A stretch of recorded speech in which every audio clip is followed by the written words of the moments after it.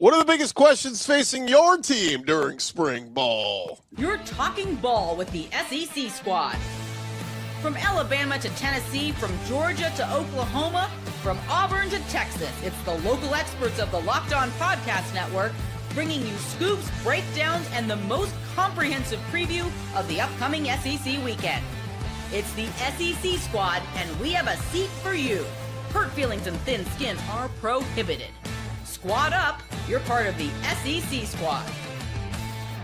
What's up, everybody? Welcome into the SEC squad. Sit back, grab your favorite beverage, and join us as we get you ready talking another week of all things SEC. We're part of the Locked On Podcast Network, now the #1 sports podcast network. Let's welcome in our squad panel this week. We've got Chris Marler from Locked On Gamecocks. We got Corey Burton, Locked On Vandy. Eric Kane, Locked On Vols. Stephen Willis, Locked On Ole Miss. I'm Chris Gordy, host of Locked On SEC. And gents, just about everybody is into spring practice now. Mizzou, kind of the weirdos. They got everything started early, and they've already finished spring ball. They get it out of the way before spring break. But we did have the last trailers. We got A&M underway. We got Ole Miss underway on Monday. We got LSU underway on Tuesday. Ole Miss is underway on Friday. Whenever. Everybody's underway this week. So, nonetheless. Monday, Friday. Listen, Ole Miss got its old quarterback coming back, all right? So they don't need to practice. Yeah, they're just going to – they're not even going to have a spring ball. But let's ask the question, guys. What is the biggest question facing your team right now during spring ball? Corey, let's start with you. Okay. Well, is there actually a quarterback competition? I don't think there actually is, but they're towing the company line. But the wide receiver room and offensive line rooms, in all seriousness, are probably the biggest question marks because they have a lot of talent, but – not a ton of experience, and they got to try to figure out what those two positions look like. Yeah, of course, Jared Curtis. I mean, it's all the high expectations on him, and can he come in and immediately be a freshman starting quarterback? But yeah, I mean, there's a lot of other different spots that Vandy's got to make sure he's ready to go for SEC play. Yeah. I describe him as like if Diego Pavia was like little Mario. Jared Curtis is Mario after he had the mushroom. And Marlon got the fire flower thing where he spit fireballs, because that dude can. Yeah. Gotcha. Yeah. Marler, a little. By the way, Mario lost his accent. I don't know where that happened. Marler, South Carolina offensive line has been an issue. Some of the new additions you guys have brought in, but what's their biggest question right now? Well, you were going to ask me the question, and I was going to say it, and then you had to give the answer during the question. So super professional of you, Gordy. I appreciate that. Offensive line, biggest question mark for sure. No, I think health and the offensive line for sure. Today, that we're recording this on, I don't remember what day it is, but even today, Shane Beamer mentioned they're halfway through the 15 practices, and Dylan Stewart is going to be probably unlimited action for the rest of spring ball, and he's not 100%. They revealed that he also wasn't 100% last year. But I think between guys like him and then obviously Jakarius Peak being out until the fall, Josiah Thompson being out and having to shuffle all these guys in the offensive line, that I think is going to be the biggest questions. Can they stay healthy enough to be ready for the fall and then also figure out the offensive line? The other thing, too, is just some of the incoming younger talent, not even from the portal, that they brought in at skill positions like the wide receiver position. How much further along are they this year than they were a year ago? Yeah, I was going to say the interesting part with Dylan Stewart. I mean, he was so good as a freshman. It's happened so much with guys. They blow us away as a freshman, and so we raise the expectation. We go, clearly they're going to outdo that again. And he was good last year. He just wasn't the huge dominant force. Like you mentioned, they kind of came out and said, okay, maybe he wasn't 100%. And he didn't have the Kyle Kennard opposite him as well. That was a big sack artist. Not having the SEC Defensive Player of the Year on the other side, I think, was a pretty big issue. But I think also you look at what he could project to be this year and talent-wise, now he can be that Kyle Kennard, and who's going to be on the opposite side of him? Is it Julian Walker, the freshman, or is it the kid they got from Tennessee, Caleb Herring? We'll see. Now, there's some questions for South Carolina, but if you take the defensive performance that they had a year ago, just that, we're not asking for anything crazy. Right. Add to Kendall Briles and Lenore Sellers together, if that clicks, South Carolina's a problem for everybody in the SEC next year. Talking about Steven. There's a lot of potential there, Chris. That was one of my favorite moves that South Carolina made, was hiring Kendall Briles, because I mean, it is perfect. It's a perfect match there with him and Lenore Sellers, with what he wants to do and how he wants to attack with Lenore Sellers' skill set. I think it's, thankful that Vandy doesn't have to play South Carolina this year. Maybe wait till Lenore Sellers leaves and then get you back on the schedule. That'd be good. Yeah, for sure. And if you heard what Shane Beamer said this week, he said the offense is totally different. He said everything's different. Thank God. It's a whole new system, whole new offense. Everybody's having to learn, and so yeah, I mean, I think we're super optimistic about what we'll see in Columbia this year. Eric Kane, I think I know where you're going to go, but biggest question for the Tennessee Vols.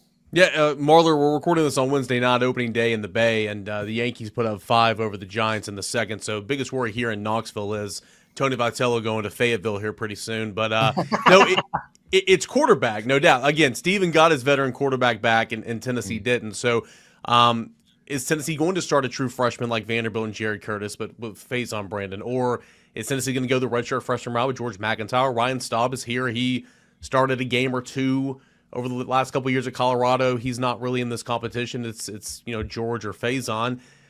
So far, I mean, we just get to see barely anything. I mean, they look great in shorts and helmets, and when they put the full pads on, we get to see them throw routes on air, and I mean, they look like All-Americans there. I mean, everybody's saying the right things right now, but like we just don't know, and we're not gonna know until they scrimmage.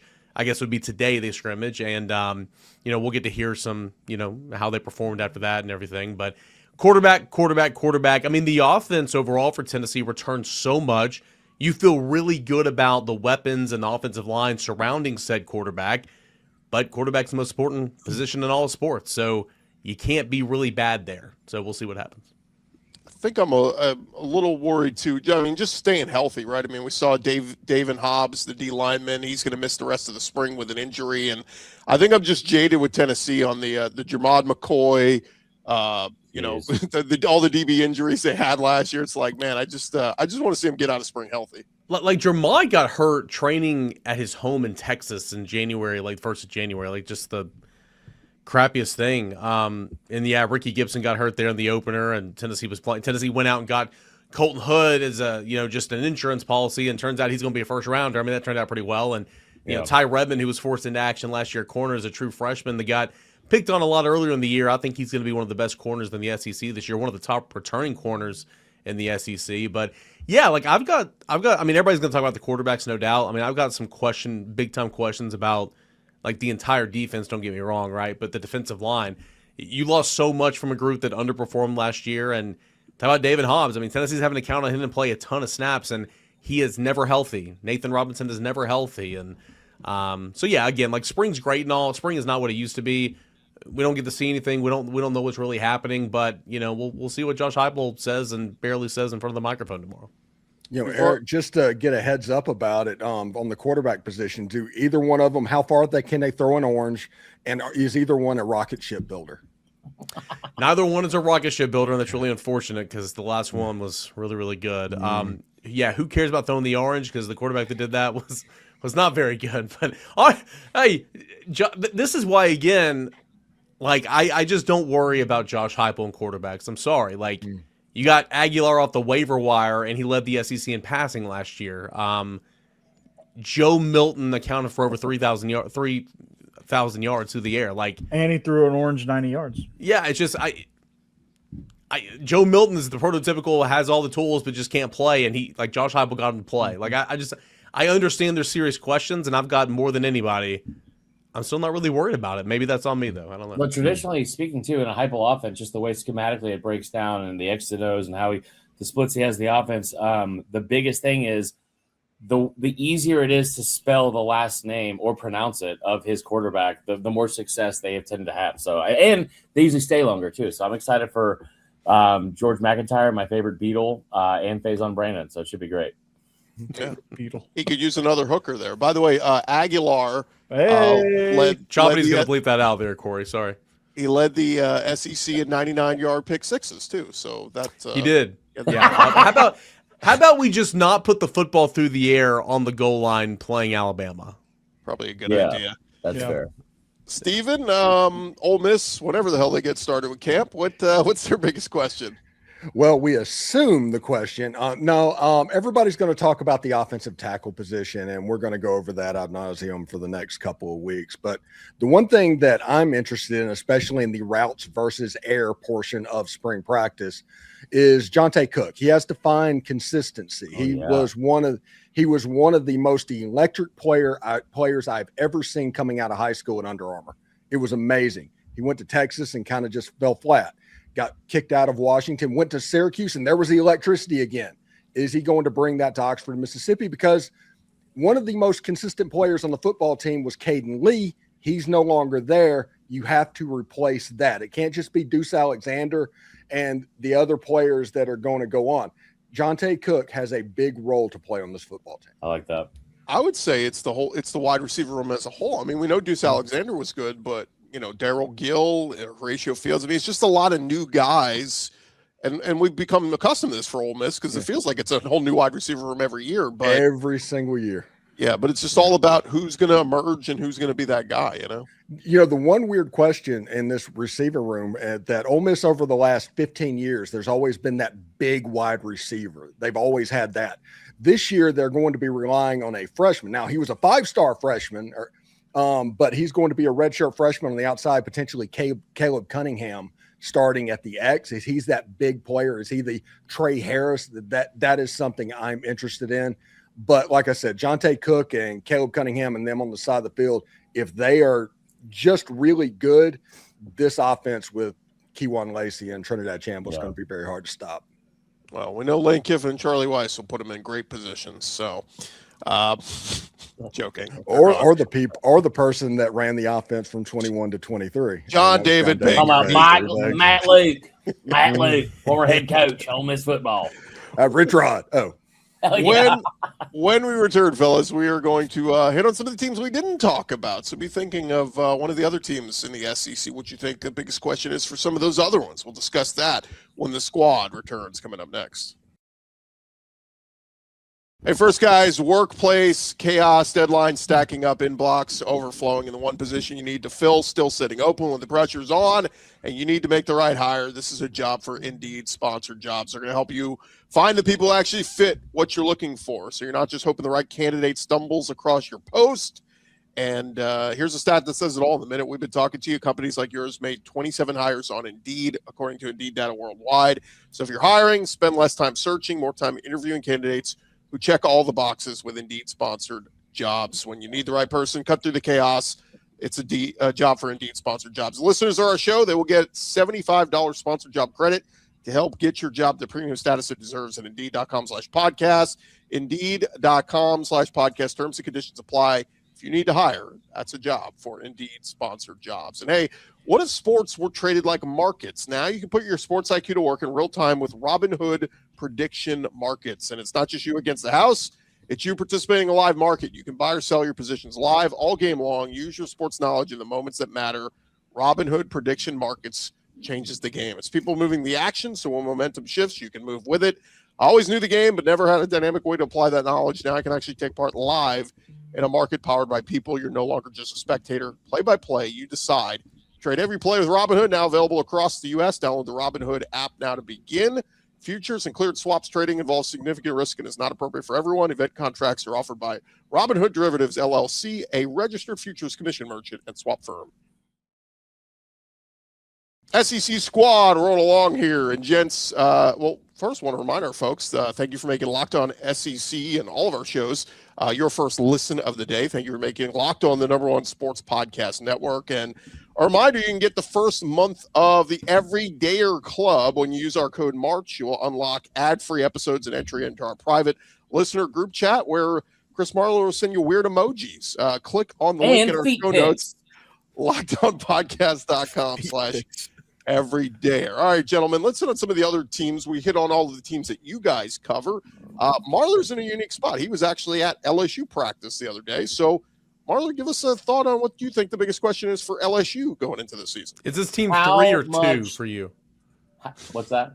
Well, where is LSU on the pecking order? I'm just curious. Shut up, Kane. Lane Kiffin. Such a dick.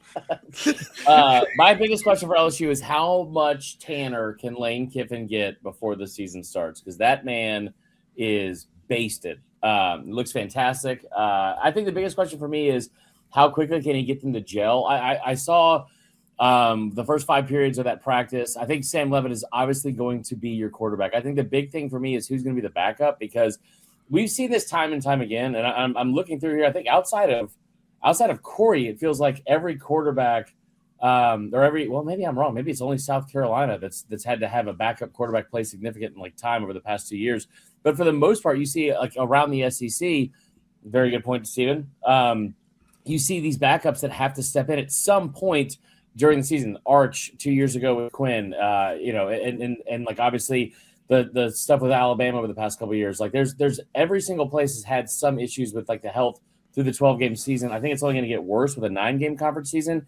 Sam Leavitt's already coming off an injury. Who's going to be the backup quarterback that's going to be putting that offense in good hands? And is it going to be the kid from Elon, who I think has the best arm out of anybody on the team, or is it going to be Hussein Longstreet, who I accidentally typoed human Longstreet on my first post from spring practice? So I think that is, all jokes aside, the biggest question for them is they're going to get a lot more valuable reps in this spring because of the fact that Leavitt's going to be out and so limited in what they're doing.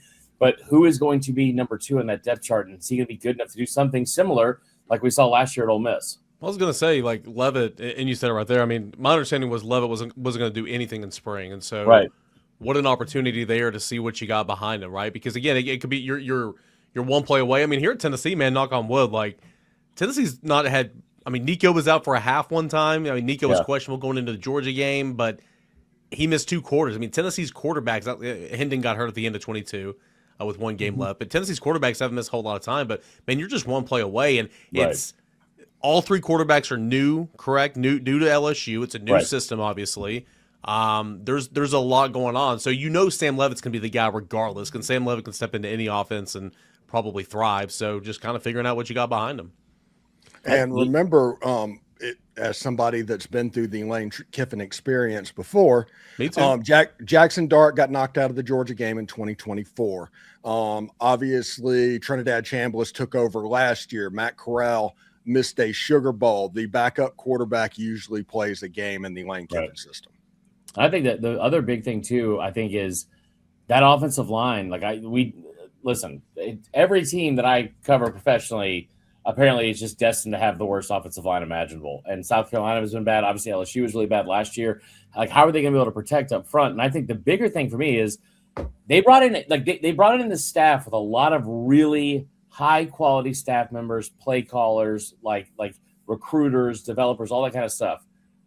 Eric Wolford, in my opinion, the track record that he has had is the worst of the bunch. And maybe I'm completely wrong. And maybe a guy like Jordan Seaton will make him look a lot better. But remember, just a couple years ago when he was in Alabama, that was an offense that gave up 49 sacks in one season, which was more than I think the 4 teams, the 4 top-ranked teams in the country, Washington, Oregon, Georgia, and Michigan at the time, they gave up less than that combined. Georgia had given up, I think, 16 or 13 less sacks combined in the 3 years combined than the Alabama did that one season.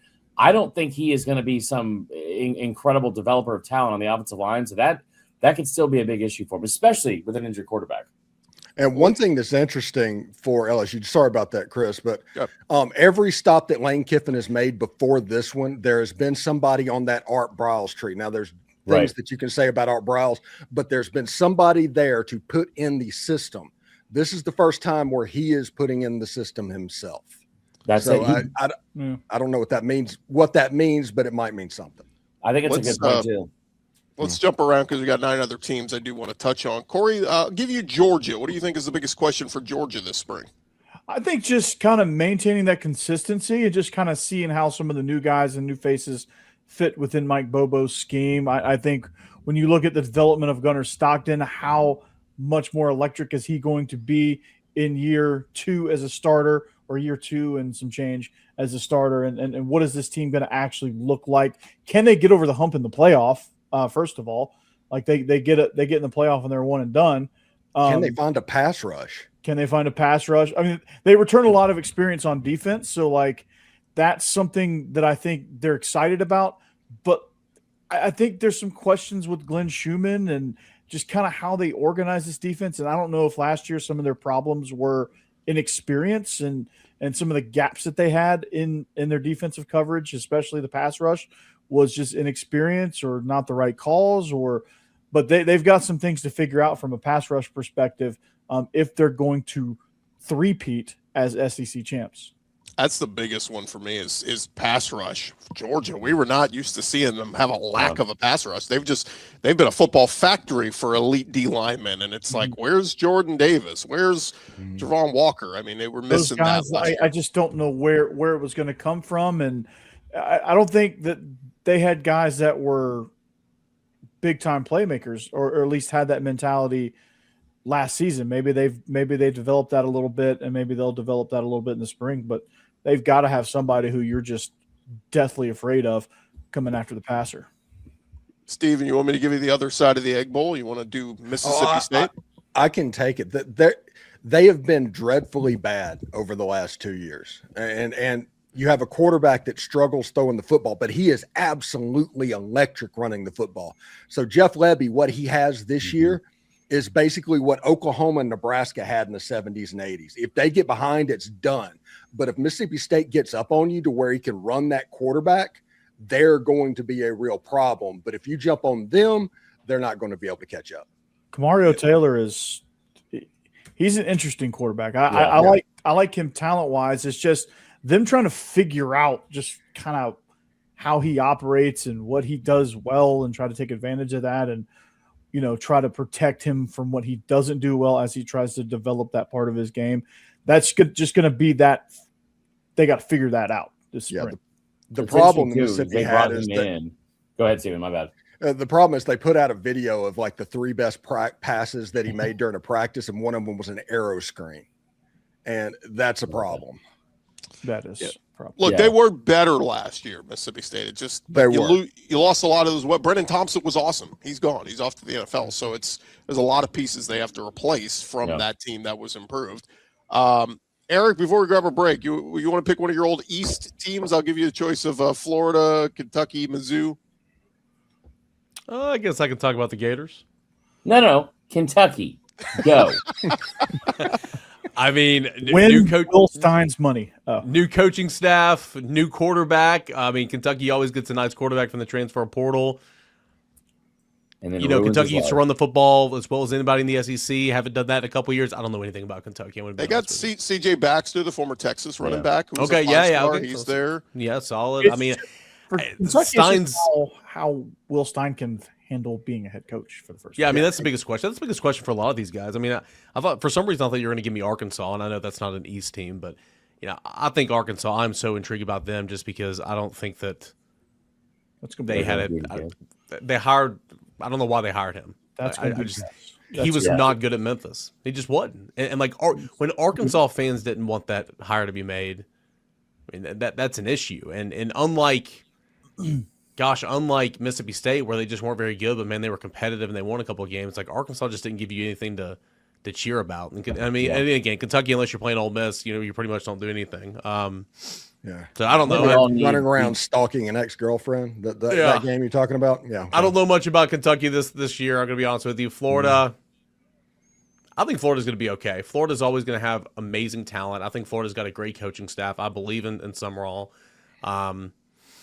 If they can figure out the quarterback situation down there, which is kind of what Tennessee's trying to figure out, I think Florida can. I mean, that first over-under was like, what, 4.5, 5.5? I think they moved up. I don't know where they are now, but they're 7.5. God. Okay. Yeah. They were at 6.5. They didn't move that much, I don't think. Okay. So that's more like it. I think Florida, if you can figure out the quarterback, you're not going to be that bad in year one, in my opinion. And Corey, you like their OC, right?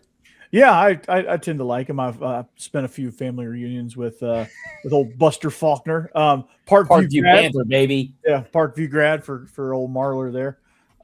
It's going to be interesting there with that and him picking a quarterback. He's not, even though Philo transferred to follow him, he's not partial to Aaron Philo. I mean, he's not it's going to be a fair race. But I think Philo's going to end up winning it because I think he's a little bit more consistent and a little bit more accurate with passes. I've heard Tramel Jones is looking good though, and keep in mind he was a 4-star recruit. This isn't like some slappy that was just sitting there. No.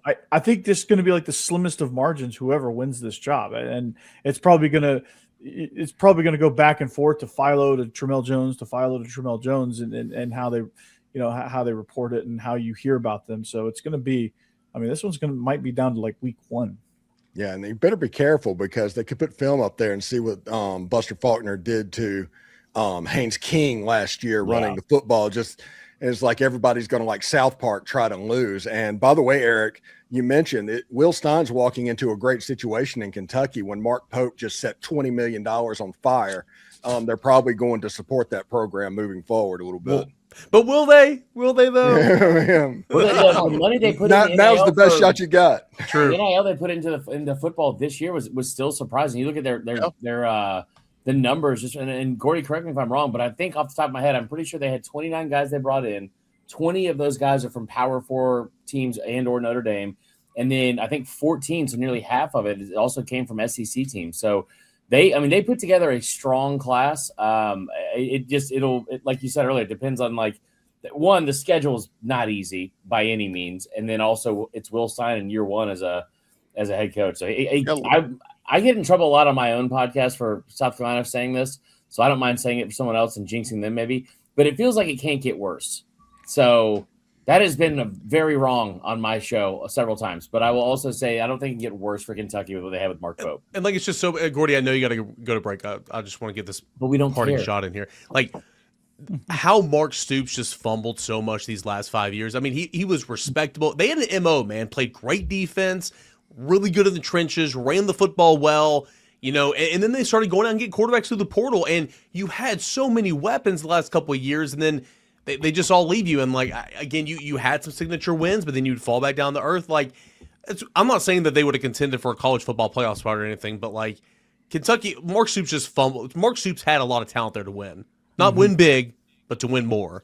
That team he had 2 years ago offensively with Barryon Brown and my point is that Dane Keene, Barryon Brown, Robinson, God, like that team was incredible. Their left tackle though, Eric Lance Hurd. Yeah, I mean he's okay. He's all right. 4 or 5 star. Yeah, he was a 4 or 5 star. Yeah. Mark Stoops and Dan Mullen combined to ruin my favorite joke ever, and that was the Atlantic's going to beat Florida before Kentucky will, and that just got ruined. When we return, gents, we'll touch on the last 4 teams we didn't discuss in the SEC. We're locked on squad show after this. It's tax time, but for a lot of us, the only way to doing taxes is a lot. I mean, Chris Marley used to bring like 5 backpacks of just paperwork to his local tax man. And look, trying to book an appointment is not the most convenient. Sit in a waiting room, emailing back and forth, wondering if they even understand your tax situation. But this year, you're getting a major upgrade. Intuit TurboTax has in-person locations nationwide. You can meet face-to-face with a real tax expert, and your documents get uploaded straight to your TurboTax app on the spot. And just like that, you're done. Your TurboTax expert works to get you every dollar you deserve while you get real-time notifications as you go about your day. It's the relief of walking in and meeting a real person and walking out knowing your taxes are being handled right. Head to turbotax.com/local to find a store near you and book your appointments. And, gents, it is that time of year where we got hoops action winding down, but some big games remaining. And, hey, you might live driving distance from one of those cities still hosting some big basketball games. If you want to be there live for something like that, that's bucket list stuff. The hard part is actually getting the tickets. And the Game Time app, they give fans the advantage with constant innovation. It's how you unlock amazing tickets and experiences just for your taps. It's incredibly easy to use. The Game Time guarantee means 100% legitimate tickets delivered on time at the best price. And the best part, fees are included in the price you see. What you see is what you pay. The seat view feature, game changer for me. You can see a panoramic view from your seat before you buy. No stress, no guesswork, just a smooth experience from start to finish. That's exactly what you want during the busiest part of the year. Take the guesswork out of buying college basketball tickets at Game Time. Download the Game Time app, create an account, use our code LOCKEDON, get $20 off your first purchase. Terms apply. Again, create an account, redeem our code LOCKEDON for $20 off. Download the Game Time app today. All right, fellas, as we dive back into it, just four more teams we didn't touch on. And let's start with Bama, because I think the quarterback spot is the biggest question. Year 3 for Kalen DeBoer. I think he can't mess this one up. Keelan Russell, the guy who was the 5-star freshman from a year ago, or Austin Mack, the guy that was a recruit that they recruited up to Washington when he and Ryan Grubb went there. But to me, guys, that's the biggest question for Alabama, in addition to where's that run game? We weren't used to seeing Alabama not be able to run the football. I mean, Alabama could not run the football at all last year. I understand there were some injuries, but there was some inconsistent play on the offensive line. You got really good quarterback play from Ty Simpson for most of the year. There were some stretches where it wasn't very good. Again, defensively too, like it just looked different. And I understand Nick Saban's not coaching over there, and I think Kalen DeBoer is a fine coach, but like not being able to run the football, not being able to get out the passer and play some solid defense. I mean, it was a CFP team. I understand that, but this is a massive year, and it all starts with quarterback. You're right. I think two guys that are pretty talented, but you can't pick the wrong one, because if you go mediocre and kind of miss out on the CFP this year, they'll run him out of town. Mm-hmm. Marler? I disagree with that. I think that is a perception because Bama fans have done enough stuff, like, I don't know, burning down trees at your rival's campus to willingly and also very validly make them seem like crazy idiots that would run them out of town. The decision makers, I don't think, are as pressed to get him out of there if he doesn't make the playoff. It's very hard to make the playoff. It's also, I think that the way everyone looks at this, it's kind of him being judged against Saban, which is kind of wild to me, because it's like, Saban had 16 losses in however many years, and he's us 8. And it's like, right, but like that's changed for the entire sport of college football. I think the biggest thing for him, and you're going to have to put him, if you're being objective about this, as the decision maker, you have got to figure out a way to make sure that you're looking at this from a 2-year window. If it goes horribly and they get blown out by a lot of teams, or they end up getting thrashed by Auburn on top of a bad season, they go 7-5 with losses to everybody worth a crap, or 6-6, then yes, absolutely on the hot seat. If he goes 9-3 or 8-4 and misses the what do you call it, the playoff, with a roster that only has 7 seniors on it and a lot of young talent that you would think will come back, because he's the only coach that was able to go through last spring and not lose a single player in that spring window. I think that you have to look at this from a 2-year standpoint. Now, I don't expect them to make the playoff. I think they take a step back. Is he going to get the quarterback situation right? I don't know the answer to that, because the Austin Mack is a very talented quarterback. You guys don't forget, led him to 3 pretty big points in the Rose Bowl. That was awesome. Yeah. And he's a guy that came with him from Washington. It's like he obviously believes in him enough to where he was like, what's your name? Julian Sayon? You're good. You can leave. You're good. Go to Ohio State and see how you do there. We'll keep Austin Mack. But Keelan Russell, I keep saying this, he's the highest ranked recruit in program history. Like, there's no world I look at and say they're going to hold that kid off the field for the entire season, because you can't afford to. Otherwise, he's leaving. And then if you start getting off the field optics that start impacting his actual decision to keep or let him go, then you're in trouble. There's no Also denying need Sorry, Eric. I was just going to say, you also need a certain wide receiver to, actually be good again. Yeah. Because that hurt him bad last year. Ryan Coleman Williams. Yeah, I think adding the name, I think that brings the hands with him. But you can't deny the rebranding. talent. Your company's in bankruptcy. Let's rebrand. Yeah. Okay, that's a lot. Yeah, that's perfect, Gordy. No, you can't deny the talent of Keelan Russell. I mean, he's somebody that just I think it's going to be hard to keep him off the field. It's going to be difficult for Austin Mack to beat him out, because like the things that he does that Austin Mack can't do as well, I think that's going to be hard to bypass. I mean, and I think you're going to be willing to accept a few mistakes because you only have 7 seniors on the roster. Yeah. That you're going to go with the more talent. You're going to go with the higher ceiling. I think, with Vanderbilt, they're looking at something similar. Like Blaze Berlowitz is not as good as Austin Mack, but 2 very parallel programs. The situation of the two, the talent discrepancy is like, okay, you got this veteran guy that knows the system, and right. He came with Jerry Kill and Tim Beck, but you have this undeniable talent sitting there with Jared Curtis. Like, you don't leave that on the bench. That's kind of where I stand with Keelan Russell. You just can't. It's just hard to leave that talent sitting on the bench there. 1-1 in the last 2 meetings. 1-1. That's true. They're fine. I mean, think about that. That's real. That's a real thing. I think the other thing too is you have to look at it. The Sed Morgan kid, I think, is going to be really, really good. The freshman 5-star they brought in. Yeah. I would expect Coleman Williams will go back to a more similar thing and performance that he had in year one. I think he had a lot of off the field, just kind of mental stuff that he was going through last year from what I was told. I think the other thing too is people forget this because Bama fans are idiots, like plain and simple. And I feel very confident saying that because I grew up in a family full of them. They're idiots, but they're not the ones that are paying the buyout, and they're not the ones hiring the next coach. So the idea that Bama fans are going to grow restless with this really doesn't matter as much, I think, to guys like Greg Bird and whoever's making those decisions as it does to people on Twitter. And I think he's going to be fine unless it is a cataclysmic failure. If they run for -3 yards against Georgia again, we're going to have some different conversations. Or causes him to jump ship. You're 8-4, 9-3. He's like, man, I don't want to be here anymore. I want to go somewhere else. Maybe Tim Brando. That's his blank dream. Chris, there's a senior offensive consultant that's with the Gophers that I think would be perfect. I'll kill you for. Let's turn the page. We got three more teams to jump on. Mizzou, Steven, help me out with them because we know Ahmad Hardy is back, one of the best running backs in the country, but Austin Simmons going there to now be the guy. To me, that's the biggest. Like, what is Austin Simmons at Mizzou? Yeah, all the talent in the world. He has 1-1 level talent if he can put it all together.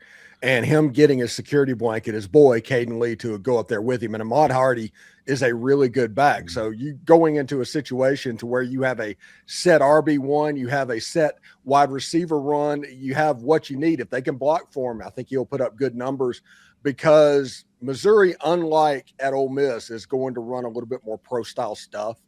You just couldn't tell that because Bo Pribula, they weren't running it with him. But they do have that in their playbook from time to time. And if I'm not mistaken, their analyst, the former offensive coordinator at Clemson, on that side of the ball as well. So pay attention to that. Yeah, they've got Chip Lindsey as their offensive coordinator from Mizzou, and then they got Garrett Riley, who is considered a good offensive mind, and Eli Drinkwitz is himself considered a good offensive mind. So I like that combination of a bunch of big names there, and they got Chop Harbin as well, right? Eric coming over from Tennessee. So yep, edge coach and a sublime recruiter, a very good recruiter. All right, we got Auburn and A&M. Who wants to take who? I'll take Auburn. I can take Auburn. I can top Golish. Yeah, Eric kind of looks like Golish. Who, me? Eric. Oh yeah, Eric. You go ahead. You go ahead. You've been to Russia before. Excuse me. This thing on. Alex Golish is he's a feisty little guy. He's really smart, and I mean his players love playing for him. But he's like the bad guy in the room, man. Like when he was at Tennessee, and I'm sure he was like this at when he was a head coach before coming back to the SEC. Man, he was like the hard ass on staff, right? Like Heupel wasn't. Yeah, LRB, like none of the other offensive coaches was the bad cop, and that was Golish, man, and he will get after you. And he came in there, and obviously been a lot of turnover and all that. He brings his quarterback with him. What's that transition like to the SEC? I think it's gonna be okay, right? So Auburn always has so much talent, still has so much talent, but it's what Heupel had when he came to this league is before they put the clamps on tempo, right?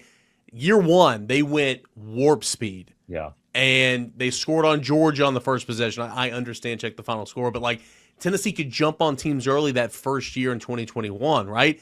And they went from having 3-7 and one of the worst offenses in the country to having a top 10 offense in year one. I don't know if that transition is going to be that quick for Golish because there is some restrictions on going tempo and all that. Plus they've added some iPads and all that, helping out with the young quarterbacks. The defense can have them as well. But it's an offense that is built on the tight end. I don't know their tight end situation, but they got to have two versatility in the tight ends. They're going to run the crap out of it. Again, this is Marlon and I've talked about it before, but everybody just thinks it's the West Coast, throw it all around everything. No, Tennessee runs the football as good as anybody in the SEC, and Auburn's going to try to do that as well. So I don't know personnel wise. I don't know what their defense is and all that. I worry about Golish in year one because. Again, Tennessee really got after it tempo-wise, and they're not going to be able to go as fast in year one like Tennessee did.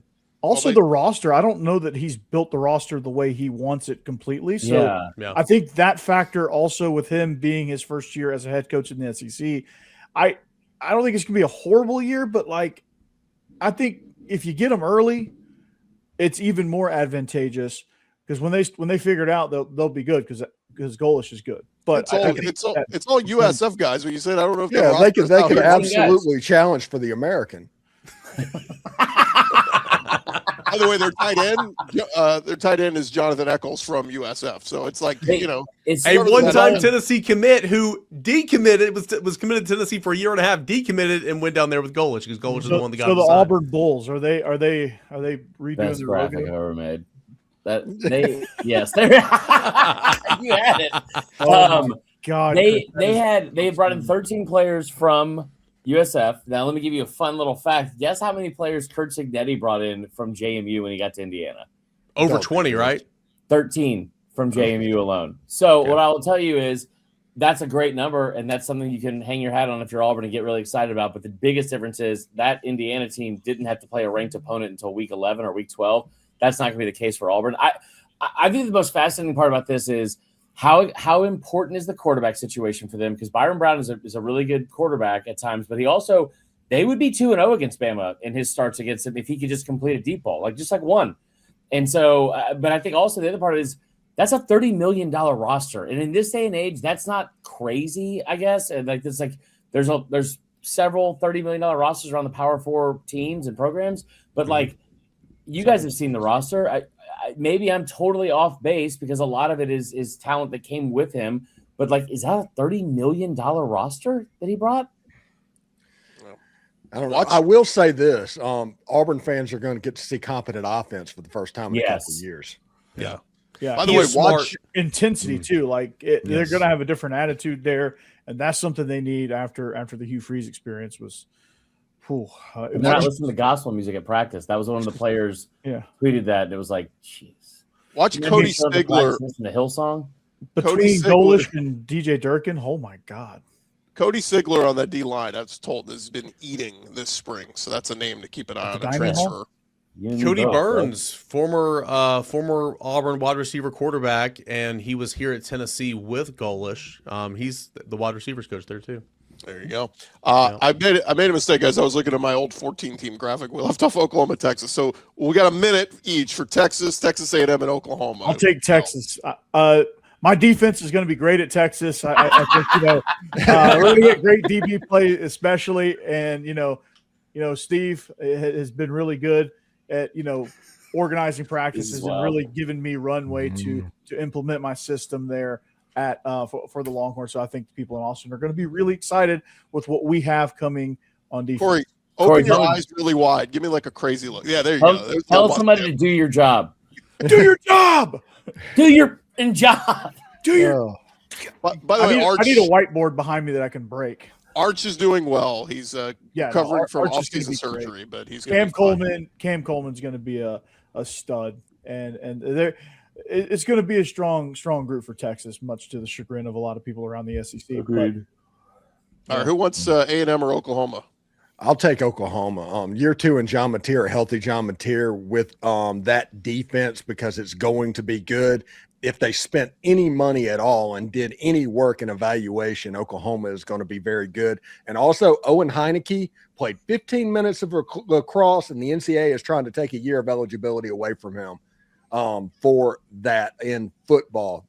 Chris Winkie came back at 30 years old and played quarterback. Owen Heineke go see your Mississippi judge. Your Mississippi judge.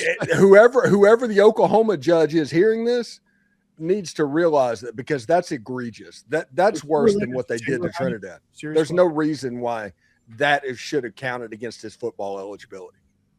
I also cannot wait for the Red River rivalry game and see what Parker Livingston does wearing the Oklahoma uniform. I'll tell you what he's going to do. He's going to get shut down.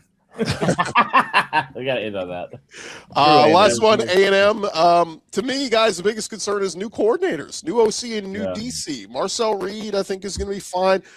By the way, I think I saw a million highlights of Isaiah Horton over there. I mean, they are acting like he is the next coming. What did Alabama let walk out the door to let this guy go over to College Station? Because they're acting like he's going to be all SEC wide receiver, but that could mean two things. That could mean they don't have anything, or that could mean he's being unbelievably awesome. So you have to wait $700,000 to be the third best receiver on that team a year ago, and then go get $1 million to go do it out there at A&M with all them boas swaying back and forth. Probably just worth it, I guess. They got Mario Craver back. They lose Casey Concepcion, but Isaiah Horton will slide in and maybe be their workhorse guy, so we'll see. But new OC and new DC, always tough to lose both guys in an offseason. Generally, one of them takes a step back that next year. But, gents, that is going to do it. We hit on all 16 teams with questions coming out of spring ball. Thank you guys for making us your first listen. Remember to follow and subscribe to your favorite SEC team. We'll be covering your favorite teams every day throughout the offseason. Don't forget, I'll have you covered with the entire conference with Locked On SEC. And remember to become an everydayer. Head to lockedonpodcast.com/everydayer. Use our code MARCH. You'll get a free month of the Everydayer Club.